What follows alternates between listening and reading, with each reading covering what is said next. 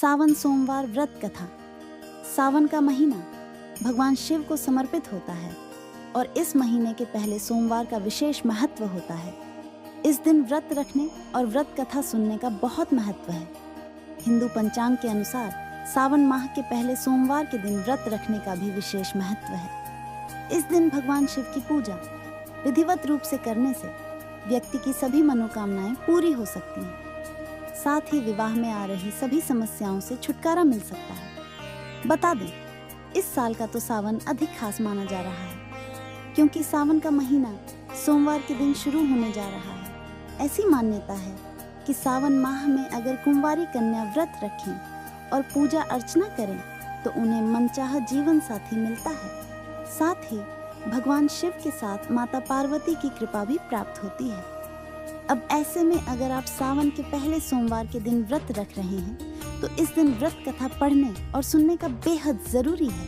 आइए इस लेख में हम कथा संचार चैनल के माध्यम से विस्तार से श्रावण सोमवार व्रत कथा के बारे में जानते हैं। पौराणिक मान्यताओं के अनुसार एक धनी व्यापारी था। वह भगवान शिव का बहुत ही बड़ा भक्त था। उसे धन दौलत की कोई कमी नहीं थी, लेकिन इतना सब होने के बावजूद वह बेहद दुखी रहता था। ऐसा इसलिए क्योंकि उसकी कोई संतान नहीं थी। पुत्र की चाह के लिए वह दिन रात भगवान भोलेनाथ की आराधना करता था। साथ ही हर सोमवार को व्रत के साथ साथ विधि विधान से भगवान शिव की पूजा करता था।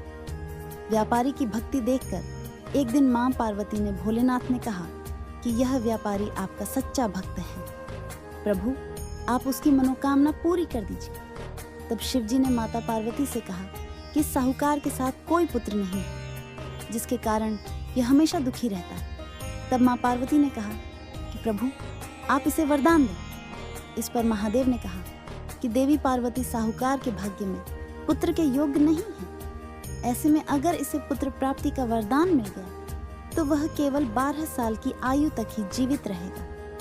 यह सुनने के बाद माता पार्वती ने कहा कि आपको साहूकार को पुत्र का वरदान देना ही होगा, अन्यथा भक्त आपकी पूजा क्यों करेगा। माता के बार बार कहने से भगवान शिव ने साहूकार को पुत्र का वरदान दे दिया, लेकिन वह केवल 12 साल तक ही जीवित रहेगा। भगवान शिव के वरदान से व्यापारी खुश हुआ, लेकिन बेटे की अल्पायु को सोचकर वह काफी दुखी हो गया। बेटे के जन्म के बाद भी व्यापारी नियमित रूप से भोलेनाथ की पूजा अर्चना करता था और सोमवार का व्रत रखा था।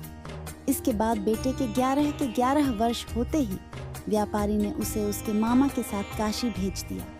साथ ही बेटे के मामा से कहा कि इसे काशी पढ़ने के लिए ले जाओ और रास्ते में जिस भी स्थान पर रुकना, यहाँ यज्ञ करते और ब्राह्मणों को भोजन कराते हुए आगे बढ़ना। वहीं रास्ते में एक राजकुमारी का विवाह था जिससे उसका विवाह होना था। वह एक कान से काना था। तो उसके पिता ने जब अति सुंदर साहूकार के बेटे को देखा तो उनके मन में आया कि क्यों न इसे ही घोड़ी में बिठाकर शादी के सभी कार्य संपन्न किए जाएं। तो उन्होंने माता से बात की और कहा कि वह अथाह धन देंगे, तो वह भी राजी हो गए। इसके बाद साहूकार विवाह का बेटा विवाह के मंडप में बैठा और विवाह के सभी काम संपन्न किया। तो जाने से पहले उसने राजकुमारी की चुनरी पर लिखा कि तुम्हारा विवाह तो मेरे साथ हुआ है, लेकिन जिस राजकुमार के साथ भेजेंगे वह तो एक आंख का काना है। इसके बाद वह अपने मामा के साथ काशी के लिए चला गया। उधर जब राजकुमार ने अपनी चुनरी पर यह लिखा हुआ पाया तो उसने राजकुमार के साथ जाने से मना कर दिया। तो राजा ने भी अपनी पुत्री को बारात के साथ विदा नहीं किया। बारात वापस लौट गई। उधर मामा और भांजे काशी जी पहुंच गए। एक दिन काशी में यज्ञ के दौरान भांजा बहुत देर तक बाहर नहीं आया। तो मामा ने अंदर जाकर देखा तो भांजे के प्राण निकल चुके। मामा रोने लग गए। उसी समय वहां से भगवान शिव और माता पार्वती जा रहे थे। तो माता पार्वती ने शिव जी से पूछा कि प्रभु ये कौन रो रहा है। तभी उन्हें पता चला कि यह तो शिव जी के आशीर्वाद से जन्मा व्यापारी का पुत्र है।